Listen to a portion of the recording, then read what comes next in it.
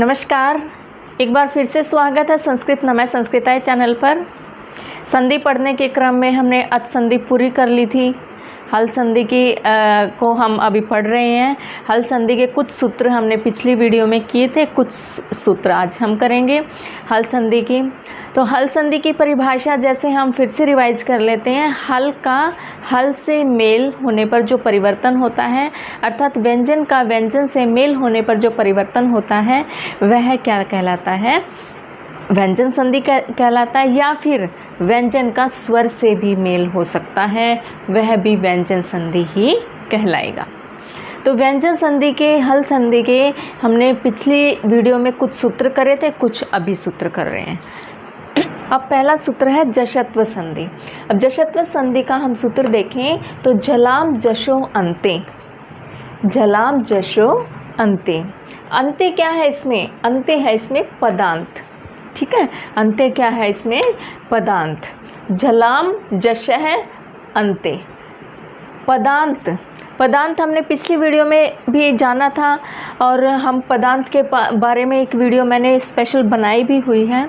पदांत क्या होते हैं? जो सुप और तिंग प्रत्यय से बनते हैं, पद बनते हैं, ठीक है। सुप और तिंग प्रत्यय से क्या बनते हैं? पद बनते हैं। तो वही पदांत इसमें कहा गया है। तो पदांते झलाम जश है शुह, अर्थात पदांत में, पदांत में सप्तमी विभक्ति है यहाँ पर में पर, तो पदांत में झल के स्थान पर जश हो, पदांत में झल के स्थान पर जश हो, तो वहाँ पर कौन सी संधि होती है? जशत्व संधि होती है। अब देखिए, हम इसको टेबल के माध्यम से देखेंगे। जैसे झल क्या है? झल प्रत्याहार है और जश भी क्या है? प्रत्याहार है। तो झल प्रत्याहार के अंतर्गत कौन कौन से वर्ण आते हैं? ये वाले वर्ण आते हैं। और जश प्रत्याहार के अंतर्गत, ठीक है। अब देखिए, हमने एक चीज़ जब व्याकरण शुरू की थी तो माहेश्वर सूत्र, उसके बाद प्रत्याहार बनाने सीखे थे। अब उसके बाद से ही संधि जब से हम पढ़ रहे हैं तो हर बार हर सूत्र में हमें प्रत्याहार की आवश्यकता हो रही है। जैसा कि मैंने पहले भी कहा था, प्रत्याहार जो है आपके टिप्स पर होने चाहिए। आप साइड में प्रत्याहार रखें और फिर सूत्रों को रिवाइज करें या सूत्रों को पढ़ें या समझें। उसके बाद आपको बहुत अच्छे से सूत्र क्लियर हो जाएंगे, ठीक है। तो यहाँ पर मैं प्रत्याहार को बिल्कुल क्लियर से नहीं बता रही हूँ कि प्रत्याहार कौन कौन से इस झल में कौन कौन से, जश में कौन कौन से, यर में कौन कौन से हैं, ये सब मैं बिल्कुल अलग से लिख नहीं रही हूँ। आपको अपने आप से अपने प्रत्याहार अपने पास रखने और फिर सूत्रों को आपको ध्यान में रखना है, ठीक है। तो जल प्रत्याहार के अंतर्गत ये वर्ण आते हैं। अब इन प्रत्याहार की जगह जश हो जाना जशत्व कहलाता है। तो देखिए, हम इसको उदाहरण के माध्यम से जानते हैं कि जैसे वाक धन ईश है, व्यंजन का स्वर से मेल है, व्यंजन संधि हो रही है सबसे पहले। उसके बाद क जो है, क वर्ग में हमें यह देखना है, क झल प्रत्याहार में आता है। फिर क वर्ग का जो तीसरा वर्ण है, क वर्ग का जो तीसरा वर्ण है वो क की जगह आ जाएगा, अर्थात क की जगह ग आ जाएगा। हमने कहा था कि झल प्रत्याहार की जगह जश प्रत्याहार आना है। आपको इस चीज़ का ध्यान रखना है कि वर्ग का तृतीय वर्ण यहाँ पर आना है, ठीक है। वर्ग का तृतीय वर्ण यहाँ पर आना है। तो क की जगह क्या हो जाएगा? ग हो जाएगा। तो हमारी संधि क्या बनेगी? हमारी संधि बनेगी, ये हमारा रूप बना वागीश है। क्लियर? क्योंकि ई मिल गया है इसमें, ग में ग आधा था पहले, ई मिलने के बाद ये पूर्ण हो गया तो वागीश है। उसके बाद षट धन आनन है। अब ट को देखेंगे हम, ट कौन से वर्ग में है? ट वर्ग में ड आता है तीसरा वर्ण, ट ठ ड, ठीक है। ड आ गया तो यहाँ पर क्या आएगा? षडानन, षडानन। नन। क्लियर। उसी प्रकार से अच धन अंत है, च वर्ग का तृतीय वर्ण क्या होगा, च छ ज, ठीक है, च छ ज, तो यहाँ पर आ जाएगा अजंत है, ठीक है। उसके बाद एतत् धन मुरारी, अब हम त का तीसरा वर्ण त थ द, ये रहा एतत् मुरारी, क्या बनेगा, एतद मुरारी बनेगा, ठीक है। यहाँ पर लिख देंगे हम एतद मुरारी। झलाम जशो अंते, पदांत में झल को जश हो जाए। जल प्रत्याहार के अंतर्गत जो वर्ण आते हैं, ठीक है, वर्ग आते हैं, वर्गों का जो तृतीय वर्ण है वो जश के अंतर्गत आता है। ये जश प्रत्याहार के अंतर्गत ज ब ग ड दश आते हैं ना, प्रत्याहार्य ज ब ग ड दश, तो श का तो लोप हो जाएगा, बाकी बचे हमारे ज ब ग ड द, ये हो जाएंगे। ये हर वर्ग के तीसरे वर्ण हैं। तो इस प्रकार से सूत्रों के माध्यम से हमने इसको सीख लिया। अब कुछ सूत्र इसके अंतर्गत आते हैं। अब जैसे कि सूत्र ये है कि यरो अनुनासिके अनुनासिको वा, यह सूत्र क्या कहता है, पदांतस्य अनुनासिके परे अनुनासिको वा। अब देखिए यर है, यर पदांत के अनुनासिक में, यर पदांत के अनुनासिक में, अनुनासिक के सप्तमी विभक्ति है में पर, ठीक है, सप्तमी विभक्ति है। तो पदांत अश्य षष्ठी विभक्ति है। पदांतस्य अनुनासिके परे अनुनासिको वा, परे भी क्या हो जाएगा, अनुनासिक होगा, और उससे वो भी क्या होगा, विकल्प से होगा। यर पदांत के अनुनासिक में परे अनुनासिक, विकल्प से अनुनासिक ही हो जाएगा। उदाहरण के माध्यम से हम इसको जानते हैं। जैसे यहाँ पर लिखा है, हमने संधि करके लिख दिया है हमने, एतन मुरारी ही, ठीक है, एतन मुरारी ही। अब हमने इस सूत्र के माध्यम से हमने यह जाना है कि न जो है अनुनासिक है और म भी क्या है, अनुनासिक है। हमने कहा है सूत्र में कि अनुनासिक परे होने पर विकल्प से पूर्व में भी अनुनासिक ही हो जाएगा। जो पद का अंत है, पद का अंत क्या है, एतत् है, ये एतत् धन मुरारी ही। इस प्रकार से हम संधि विच्छेद कर रहे हैं, ठीक है। ये हमारा पद है, पदांत में त है, ठीक है। त को इस सूत्र से विकल्प से यहाँ पर अगर म अनुनासिक है तो यहाँ पर भी अनुनासिक हो जाएगा। तो यहाँ पर इन्होंने क्या कर दिया, एतन मुरारी है, ठीक है, एतन मुरारी है। अगर इन्होंने कहा विकल्प से, अब विकल्प से तो ये हो गया। अगर हम ऊपर वाला सूत्र को ध्यान में रखकर इसको संधि विच्छेद करते हैं, संधि करते हैं, तो ये रूप इस प्रकार से चलेगा, एतद मुरारी। क्यों? क्योंकि त का तृतीय वर्ण कौन सा है, द है। त वर्ग का तृतीय वर्ण द है, हमने जश करना है, तो एतद मुरारी ही इस प्रकार से आ जाएगा। तो यहाँ पर एतद मुरारी, ये हमने संधि कर ही रखी है इस पर, ठीक है, क्लियर। अब प्रत्यय भाषायाम नित्यम, ये दोनों सूत्र हमने पिछले ष्टुत्व संधि में किए थे, ठीक है। वो ष्टुत्व संधि के अनुसार कुछ नियम थे, अब यहाँ पर जशत्व संधि के अनुसार कुछ नियम हैं। तो प्रत्यय भाषायाम नित्यम, प्रत्यय में हमेशा होंगे।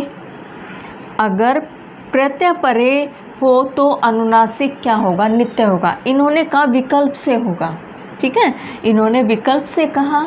लेकिन अगर प्रत्यय जो है, प्रत्यय क्या होता है, शब्द के अंत में लगते हैं, ठीक है, तो प्रत्यय परे रहते अनुनासिक हमेशा होगा। इन्होंने इस सूत्र के माध्यम से ये कहा है। तो देखिए यहाँ अगर हम संधि विच्छेद इसका करें तो क्या बनेगा, तत् धन मात्रम, ये बनेगा तत् धन मात्रम। ठीक है। और अगर हम इसको फिर संधि करेंगे, जश्त्व संधि से संधि करेंगे तो क्या बनेगा, त थ द, यहाँ पर द आ जाना चाहिए, यहाँ पर क्या आ जाना चाहिए, द आना चाहिए। लेकिन ये सूत्र कहता है कि प्रतिभाषायाम नित्यम, तो इस सूत्र के अनुसार यहाँ पर क्या नित्य ही अनुस्वार होगा। ठीक है। तो यहाँ पर यहाँ अनुस्वार है तो यहाँ पर भी क्या हो जाएगा, अनुस्वार हो जाएगा, तन मात्रम यहाँ पर हो जाएगा। उसी प्रकार से चिन्मयम, इसको भी ऐसे ही कर ले, चित्मयम बन जाएगा, ये क्या बन जाएगा, चित्मयम। ठीक है। अब यहाँ पर अनुस्वार है तो यहाँ पर भी अनुस्वार होगा। अगला सूत्र है हमारा तोरलिह। यह सूत्र क्या कहता है, इसको हम संधि विच्छेद करें तो धन लिह, तो धन लिह। त वर्गस्य लकारे परे पर सवर्ण है, अर्थात त वर्ग के लकार में परे सवर्ण होगा। सवर्ण, अगर सवर्ण हमने पिछले वीडियो में भी जाना था, पहले जान चुके हैं, हम कई बार जान चुके हैं। सवर्ण क्या होता है, अर्थात समान वर्ण, अर्थात जिनका उच्चारण स्थान समान होता है वे क्या होते हैं, सवर्ण ही होते हैं। तो इन्होंने यही कहा है कि त वर्ग के लकार परे होने पर, त वर्ग के लकार परे होने पर जो परे वाला वर्ण है वह पर भी में सवर्ण हो जाएगा। अब उदाहरण के माध्यम से देखो इसको, जैसा पर हम अगर इसको संधि विच्छेद करते हैं तो ये बन जाता है तत् धन लह, इस प्रकार से बनेगा। लेकिन यहाँ पर अगर हम इसको संधि करेंगे जलाम जश्वांते सूत्र से तो त की जगह यहाँ पर त थ द तीसरा वर्ण आना चाहिए, यहाँ पर द आना चाहिए। ठीक है। लेकिन तोरली सूत्र से यहाँ पर क्या हो जाता है, यहाँ पर कहा गया कि त वर्ग के लकार परे होने पर में भी क्या हो जाता है, सवर्ण हो जाता है, अर्थात समान वर्ण आ जाएगा। तो यहाँ पर भी समान वर्ण आ जाता है, यहाँ पर आधा ल आ जाएगा। ठीक है। तो ये हमारी संधि क्या बनेगी, रूप क्या बनेगा, तल्य है। ठीक है। अब ल भी दो प्रकार से होता है, एक ल ये है और एक अनुस्वार वाला ल है। अगर अनुस्वार वाला ल लिखेंगे तो विद्वान लिखति से सेम आपका विद्वान लिखति बनेगा, इसको भी आप सिद्ध कर सकते हैं। अगला सूत्र क्या कहता है, उदय स्था स्तंभो पूर्वस्य। इसको हम डिफाइन करें तो उदय पर्यो स्था स्तंभो पूर्व सवर्ण है, अर्थात उदय क्या है, इसमें उपसर्ग, उद उपसर्ग परे, स्था और स्तंभ क्या है, धातु। स्था और स्तंभ धातु हो तो पूर्व सवर्ण, और क्या हो तो पूर्व सवर्ण हो जाता है। ठीक है। तो पूर्व सवर्ण हो जाता है। उदय में कौन सी विभक्ति है आपकी, पंचमी विभक्ति है। तो उद उपसर्ग परे स्था स्तंभ धातु हो तो पूर्व सवर्ण हो जाता है। ये है हमारा विधायक सूत्र, इसको आप लिख सकते हैं।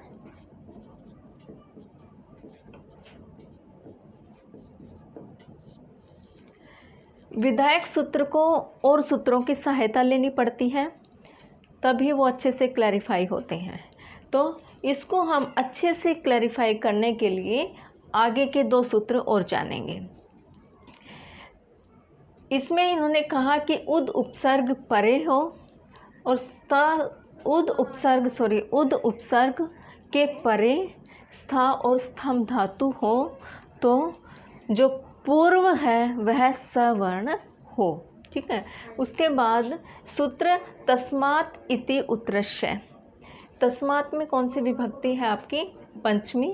उत्तरस्य में षष्ठी विभक्ति है। ठीक है।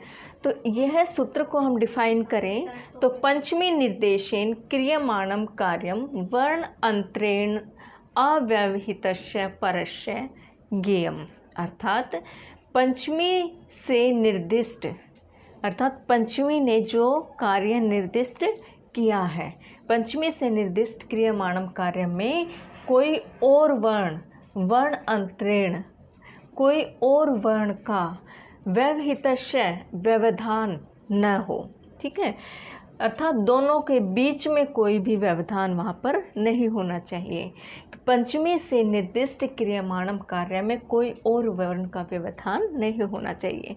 और वर्ण का व्यवधान नहीं होना चाहिए, तो इसको ये सूत्र क्लैरिफाई बहुत अच्छे से तरीके से कर जाएगा कि आधे परस्य कहता है कि परस्य यत विहितम, अर्थात पर में जो विहित है, यत जो विहित है, तत् उसके बोध्यम उसके आदि का बोध कराता है। अर्थात परिवर्तन कहाँ होता है? उत्तर में होता है। अब हम इसको उदाहरण के माध्यम से देखते हैं। जैसे एक उदाहरण यहाँ पर दिया है, उद जमा स्थानम। इस उदाहरण से हम सिद्ध करेंगे इन तीनों सूत्रों को। देखिए, इस सूत्र में क्या कहा है कि उद उपसर्ग परे स्था धातु हो तो पूर्व सवर्ण हो जाता है। पूर्व क्या हो जाता है? सवर्ण हो जाता है। तो पूर्व सवर्ण क्या होगा? इसका सवर्ण क्या होगा? अब देखिए, सवर्ण में त, थ, द, ध, स, ये सवर्णी वर्ण है। सवर्णी क्या होते हैं? जो समान वर्ण होते हैं। तो इसका सवर्णी क्या होगा? त होगा। द का सवर्णी त हो गया यहाँ पर। ठीक है, ये हो गया। उसके बाद इन्होंने अगले सूत्र में कहा, पंचमी से निर्दिष्ट क्रियमाणम कार्य में कोई और वर्ण का व्यवधान न हो।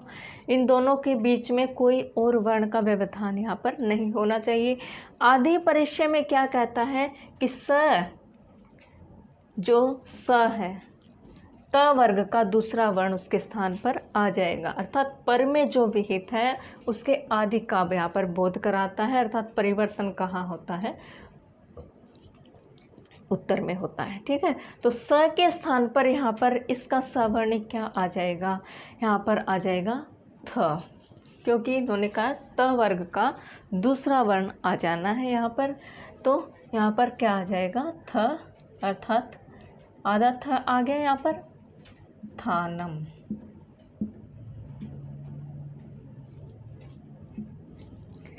क्लियर? एक धातु और इन्होंने कही है, स्तंभ धातु।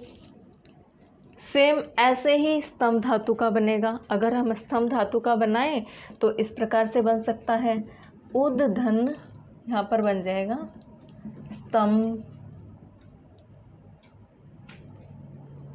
स्तंभनम। स्तंभ है यहाँ पर। ठीक है, उद धन स्तंभनम। तो इसी प्रकार से आएगा, यहाँ पर बन जाएगा उत, और स का बन जाएगा हमारा थ, फिर त। इस प्रकार से हमारा सिद्ध हो जाएगा यह रूप। तो इन तीनों सूत्रों के माध्यम से यही कहा गया है कि यहाँ पर उद उपसर्ग परे स्था स्तंभ धातु हो तो पूर्व सवर्ण हो। पंचमी तस्मात् इतरे उत्तरस्य में पंचमी निर्दिष्ट क्रियमाणम कार्य में कोई और वर्ण का व्यवधान नहीं होना चाहिए। आधे परस्य में पर में जो विहित है उसके आदि का यहाँ पर बोध कराता है। अर्थात परिवर्तन उत्तर में होता है, और जो स है वह त वर्ग का दूसरा वर्ण यहाँ पर हो जाता है। उसके बाद झरो झरी सवर्णे सूत्र क्या कहता है? हलः परस्य झरो वा लोपः सवर्णे झरी, अर्थात हल के परे झर का लोप हो जाता है। और लोप किससे होता है? विकल्प से। ठीक है, कब होता है? सवर्ण झरी परे होने पर। सवर्ण झरी परे होने पर। तो अब देखिए, हल प्रत्याहार के अंतर्गत कौन कौन से वर्ण आते हैं आप सबको पता है। ठीक है, झर के अंतर्गत कौन कौन से वर्ण आते हैं यह भी हम पता कर चुके हैं। सवर्ण झरी का भी हमें पता है। ठीक है, अब हम इसको अच्छे से सिद्ध कर सकते हैं। यहाँ पर उदाहरण है उद धन थानम। अब इन सूत्रों से क्या सिद्ध हुआ था, यहाँ पर सिद्ध हुआ था, यहाँ पर आधा थ आ गया था, यहाँ पर आधा थ बन गया था।